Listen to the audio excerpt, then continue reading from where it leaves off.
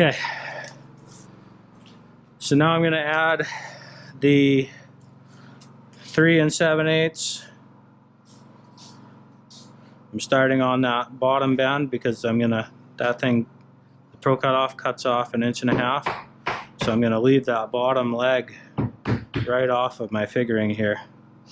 So I got 3 7/8 plus 3/4. See, 1, 2, 3/4. So that's 4 5/8. And then we have 2.5 on the top. That'd be 5/8 plus 1/2 is 5 1/8 there. And then 1, 2. So 7 1/8, because our 7 1/8 plus 1.5 inches is going to be 8 5/8. So 7 1/8 is where I want to set these.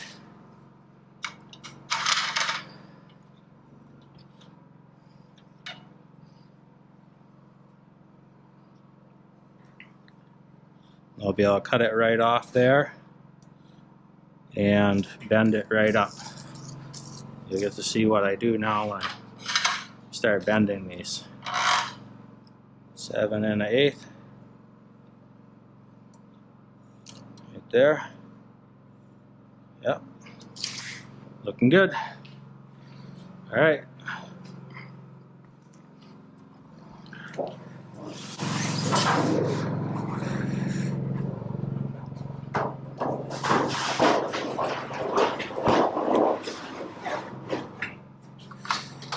And again, just getting it somewhat flat, and I'm sliding it back and forth to ensure that it's making contact with those back bumpers. It's a little tiny bit away right there. That's pretty good.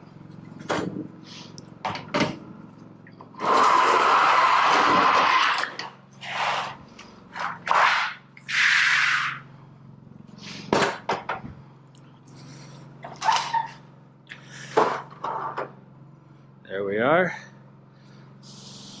And once again, if you've seen my other videos, you'll know that I have a little trick now that I'll show you.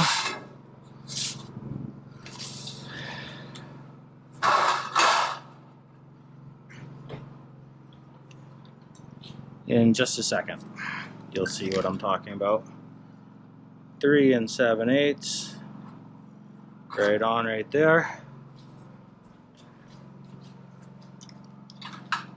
3 7/8, right on.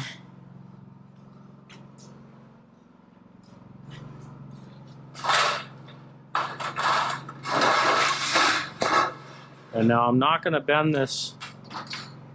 I'm not going to complete bending this thing. I'm just going to bend this one up. I'm going to use it as a pattern for all the rest of the pieces. Okay, we're right on there. Right on there. Double checking, yep, we're good. I feel like it's just a tiny bit off, so I'm going to double check. Yeah, we're at 3 7/8, a little strong. And 3 7/8, a little strong. Okay, so we're good. We're the same on both sides.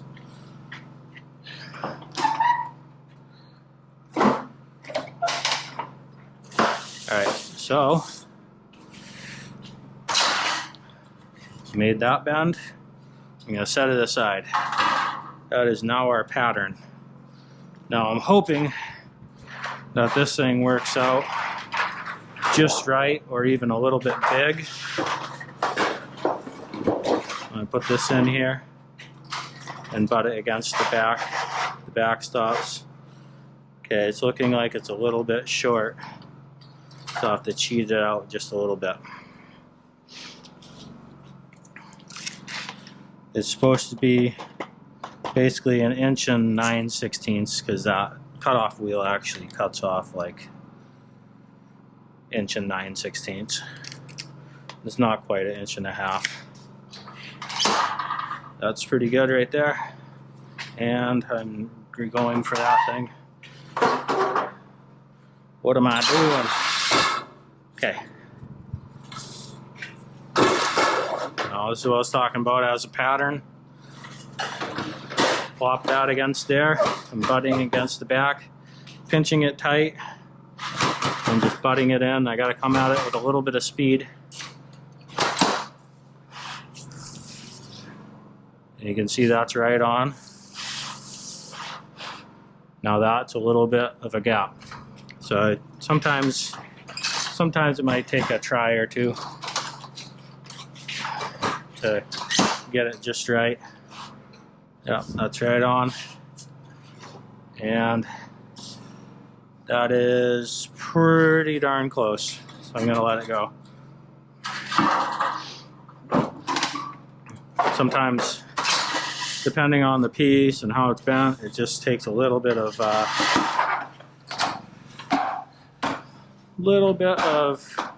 getting used to your pattern to get it to where you want it. So there we go. Our first piece of gable metal.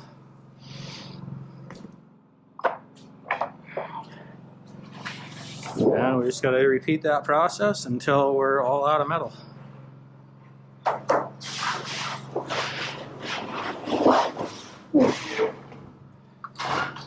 Once again, just snugging it up. I slide it back and forth a bit to ensure that it's worked its way back there and I'm not bending the piece this way and that way. You can't actually do that. So I want to make sure it's laying nice and flat in there. And I'm not forcing it to bend. Going right up to a 90. All these bends should be a 90. Yep, right on. I just check it a couple times and bend it up.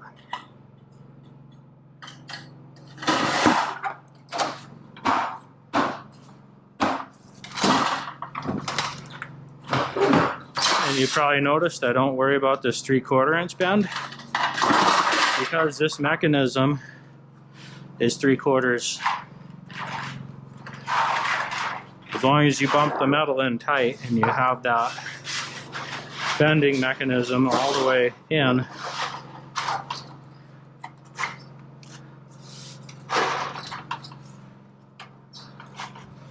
that'll get me a 3/4 inch bend right there. Let's see what we've got. 1 9/16, 1 9/16.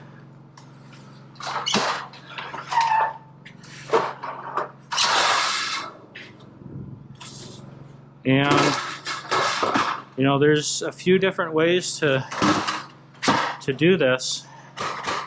Admittedly, there are better ways to bend metal. Some people will do a hem on the bottom here, and it'll give this edge a little bit more rigidity. I haven't really found that it's really necessary. You know, nobody really seems to notice once it's up. And it's nailed well and you do a good job installing the metal. Nobody really knows the difference between it having a hem there or not. It's just an extra step for me. Also uses a bit more metal.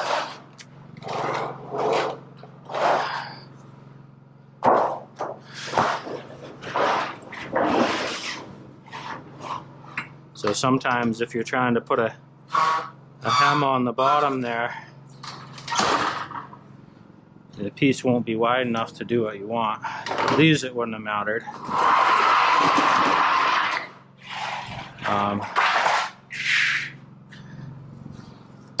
Yeah. Also, sometimes I think I've seen people do a a hem here like I'm talking about. You just fold this one back around, and then they'll do a separate piece of metal that they put on first. It comes back, that goes the other way, so just an L bend like this. And what they can do is slide the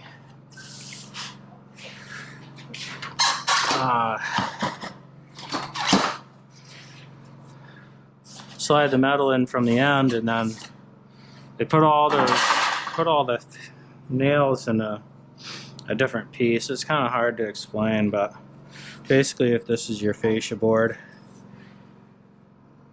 they take a scrap piece, they put their soffit on first underneath the fascia, and then they take a scrap piece of metal, they just bend it like that, right? And they nail it right there into the fascia, and then they take their other piece of metal, it goes like that, and then they have that hem that basically clips on that little leg right there. So they put all their nails underneath. But the problem with that is you have to basically slide the piece in from the end, because to get that clip that's like this on, you know, you don't have enough flex in the metal to get those to lock in without slipping in all the way from the end. So yeah, that's if you want to get crazy, not crazy, but it does, it's a little bit nicer job too if you do that.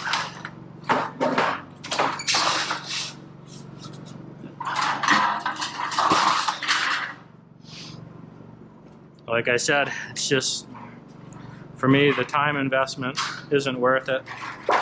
Do a lot of new construction houses, and most people they're not really willing to pay the kind of money, the kind of time that would take me. So this is the way I do it, and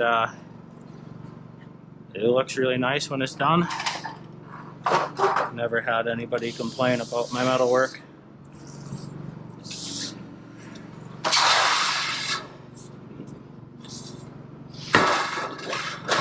Admittedly, around here the bar is set pretty low.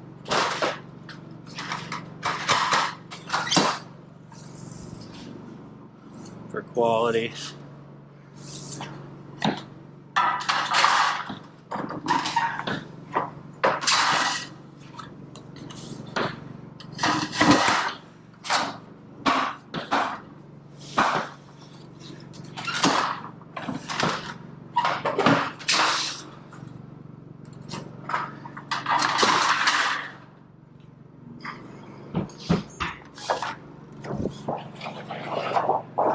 And honestly, it's vinyl.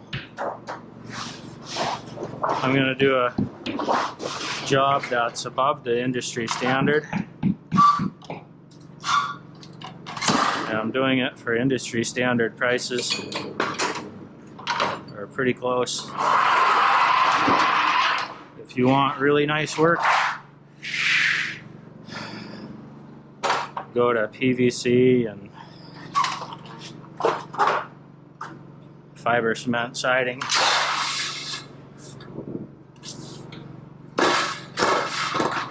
It's a much nicer look, in my opinion.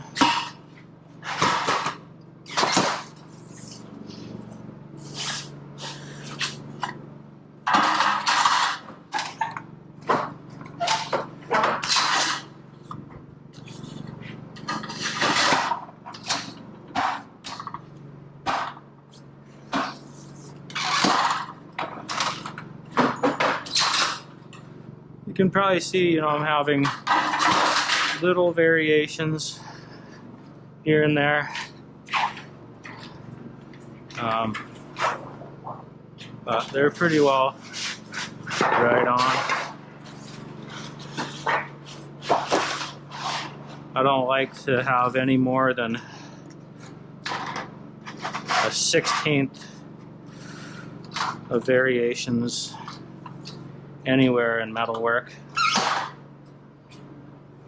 if I can help it.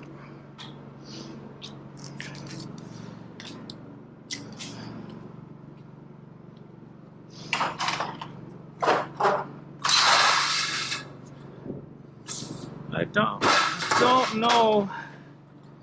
Actually, I'm not sure if I've used black metal before.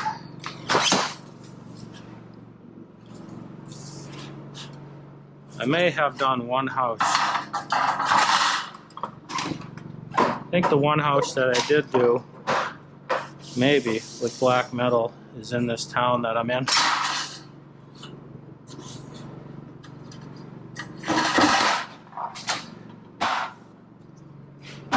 So this town will have 2 houses with black metal.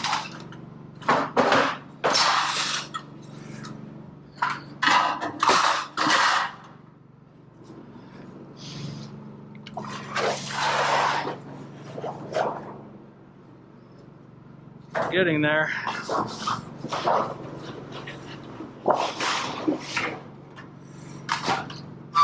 You see, once we get rolling with this system, it goes along pretty quick.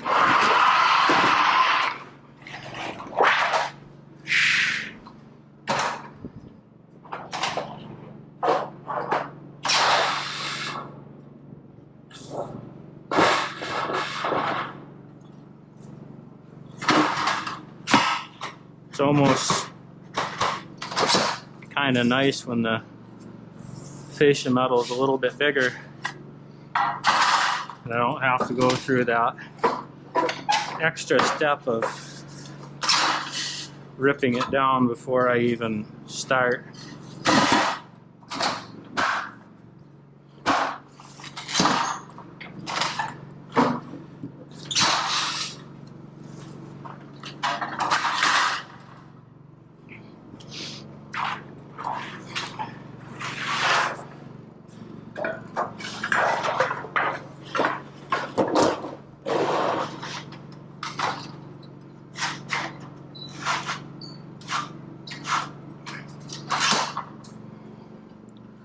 See how we're doing?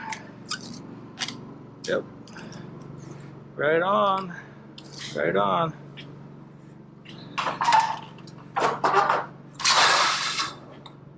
Kind of doing that 90-degree corner by sight and feel. They do Tapco and probably that other company, I forget their name. There's another company that makes metal bending brakes.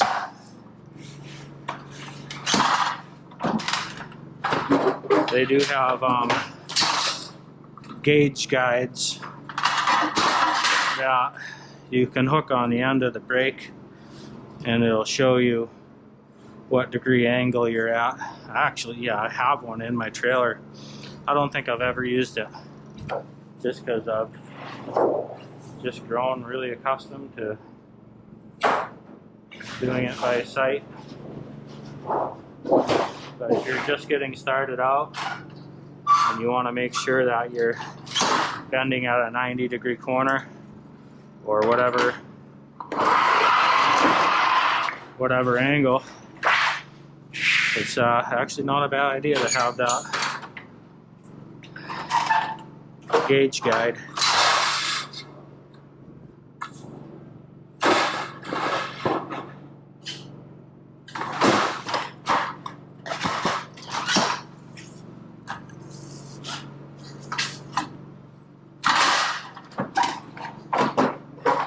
So that pattern right there, you probably notice, I mean, it saves me from having to tap the ends of the pieces and making those micro adjustments, because every time you move in this side, that side comes out. That's just a thing that happens with metal brakes. Just the way it goes. Double check that. Looking good. Looking good. Everything is pretty consistent. Yeah, so it just saves so much time to have this pattern, and you probably end up with a more consistent bend right there.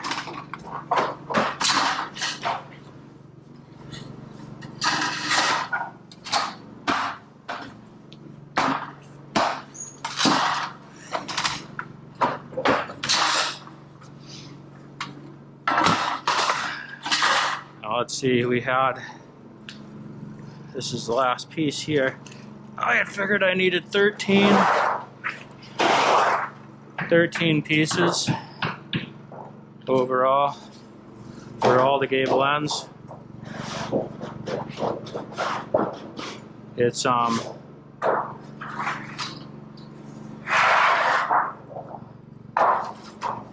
be 8 for the main gables. And I thought I could get away with 3 on this garage gable, and now I'm starting to second guess that. So that's, if I need 4 on that end, the garage gable's out there, that'd be 4, 4, 4, 12, and then 2 on the front, so that'd be 14 pieces of gable metal. Add 7 pieces, so I think I'm just gonna go ahead and bend them all. That way I don't have to, hopefully don't have to take my brake out again.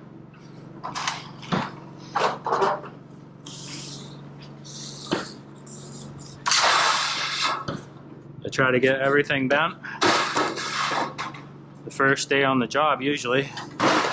Go around, check all my metal, see what I need, bend it all up, and then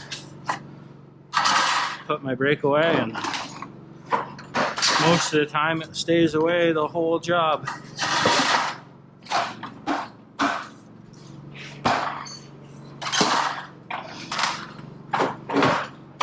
just going to make sure that I'm going to have enough. We have 2 pieces out of that. We can get 3 pieces out of one row. We need 14, so 14 divided by 3 is 5. So 1 roll of metal will do it. So we're gonna have 30 feet left,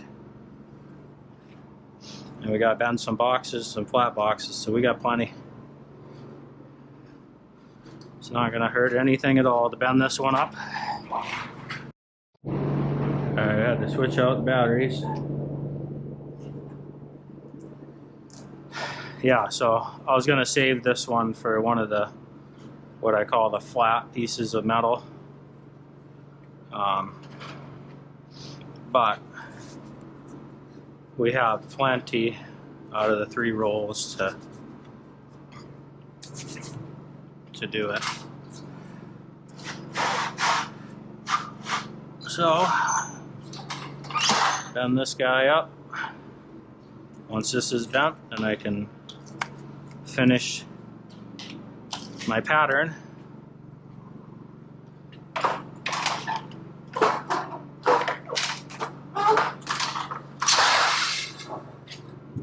Just one more bend on that, so we won't need this anymore. So we turn it into a piece of gable metal, which was always the intent.